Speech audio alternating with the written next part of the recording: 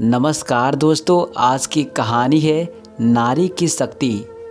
सुधा एक बहुराष्ट्रीय कंपनी में मैनेजर थी। उसका सभी काम अच्छे से चल रहा था। उसकी कंपनी में और भी लड़कियां थीं। सब मन लगाकर काम किया करती थी। सब कुछ अच्छा से चल रहा था। सुधा के ऊपर घर की पूरी जिम्मेदारी थी। पिताजी का देहांत 4 वर्ष पूर्व हो गया था। पिता के देहांत के बाद घर के हालात अच्छे नहीं थे। तब सुधा ने बड़ी बेटी होने के नाते 2 छोटे भाइयों और माँ की जिम्मेदारी अपने ऊपर ले ली। पूरे घर को उसकी नौकरी का ही सहारा था। कुछ महीने बाद उनके मैनेजर का ट्रांसफ़र किसी दूसरे ब्रांच में हो गया और उसकी जगह एक नया मैनेजर आया।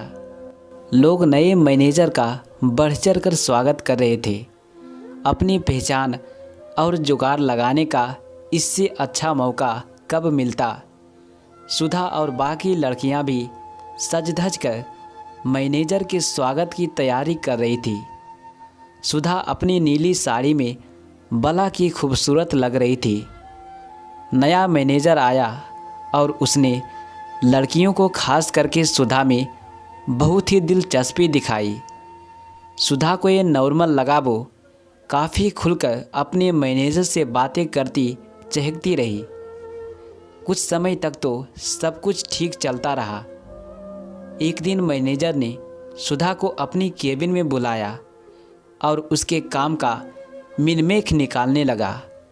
सुधा को लगा शायद उससे कुछ गलती हो गई है। उसने वादा किया कि काम में पूरा ध्यान लगाएगी और शिकायत का मौका नहीं देगी। बात आ ही गई हो। दूसरे दिन बॉस ने उसे फिर केबिन में बुलाया और कहा, सुधा, जैसा कि तुम्हें पता है, यहाँ मुझे इस ब्रांच को प्रॉफिट में लाने के लिए भेजा गया है। इसके लिए सबको मिलकर मेहनत करनी होगी। इसलिए हम तुम्हारे टारगेट को बढ़ा दिया गया है। अब यह 90 करोड़ हो गया है। सुधा अवाक रह गई। 30 करोड़ से सीधा 90? ये तो असंभव है। उसने मैनेजर से कहा, ये कैसे संभव है सर? इतना बड़ा टारगेट तो असंभव है। मैनेजर उसके पास सरक आया और उसके बस स्थल को निहारते हुए बोला, तुम चाहो तो टारगेट काम हो सकते हैं। सुधा ने पूछा, कैसे सर? बस तुम्हें कुछ सेवा मेरी करनी होगी। मुझे खुश करना होगा बेबी। फिर सारे टारगेट पूरे समझो। उसने अपना हाथ सुधा की गर्दन पर फेरना चाहा, मगर सुधा गुस्से में तमतमाते हुए केबिन से बाहर चली गई।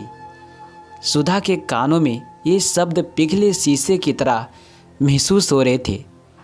अब ये आए दिन बात हो गई। मैनेजर सुधा को रोज़ केबिन में बुलाकर उसके काम का मिनमेख निकालता। सबके सामने उसे जोर जोर से डांट देता। उसकी बेइज्जती का कोई मौका नहीं छोड़ता।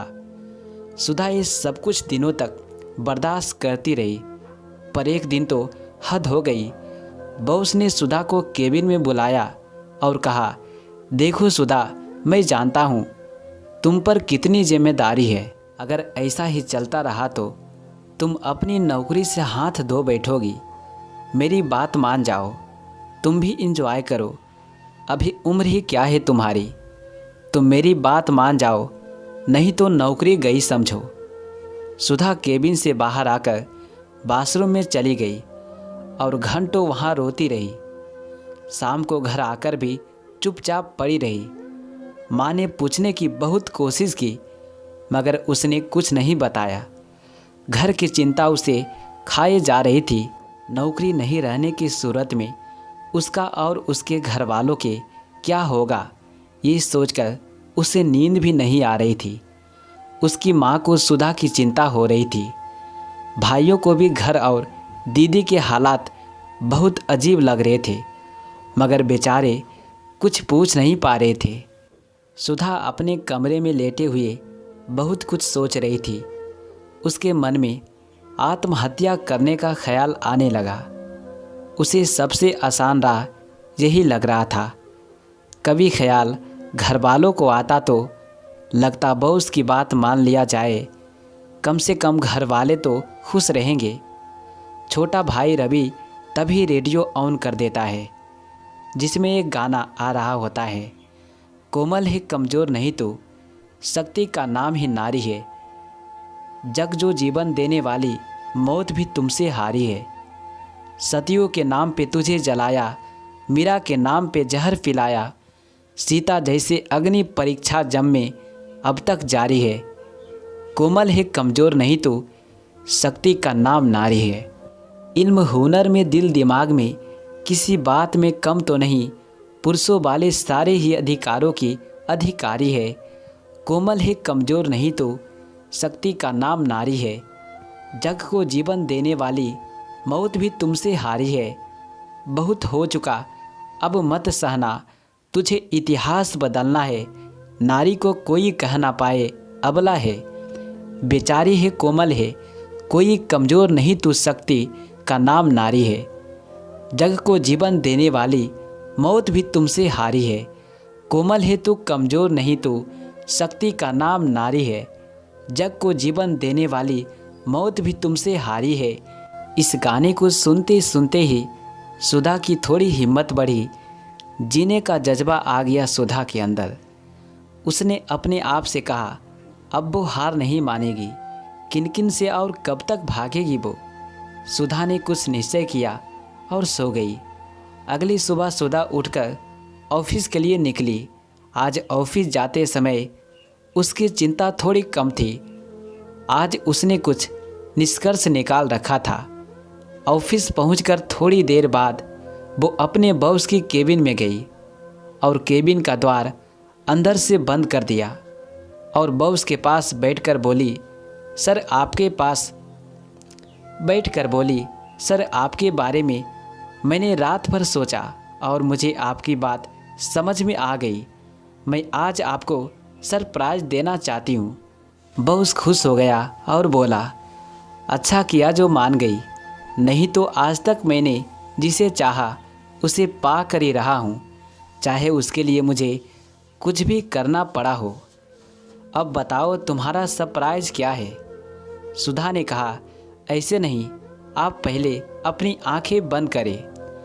बहुत रोमांटिक होकर अपनी आंखें बंद करके सुधा के बगल में बैठ गया। सुधा ने अपने पर्स से एक कपड़े का टुकड़ा निकाला और बॉस की आंखों पर पट्टी की तरह बांधने लगी। बॉस अपनी फतांकी में खोता जा रहा था। वो सुधा की अगली हरकत का बड़ी बेसब्री से इंतज़ार कर रहा था। सुधा उसके चेहरे को सहलाते हुए उसके कपड़े उतारने लगी। पहले शर्ट फिर पैंट उतार दिया। बॉस ने कहा, अब बाहों में आ भी जाओ डार्लिंग, अब सब्र नहीं होता। सुधा ने कहा, सब्र का फल मीठा होता है, बस कुछ देर और रुको।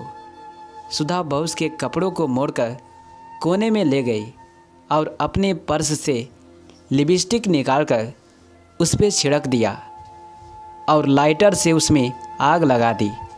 उसके बाद आराम से केबिन से बाहर आकर अपने डेस्क पर बैठ गई। थोड़ी ही देर में मैनेजर के केबिन में आग फैल गई और मैनेजर केवल चड्डा पहने भागता हुआ अपनी केबिन से बाहर निकला और सीधा सड़क पर खड़ी अपनी गाड़ी में जाकर बैठ गया। गाड़ी स्टार्ट कर वहाँ से फुर हो गया। सारे स्टाफ उसकी हालात देखकर हंस रहे थे। अब वो किसी को मुंह दिखाने के काबिल नहीं रहा। उसने घर से ही मेल करके ऑफिस में त्याग पत्र दे दिया। ये सबक उसके लिए बहुत ही बड़ा सबक था और सुधा ने उसको तिनकी का नाच नचा दिया।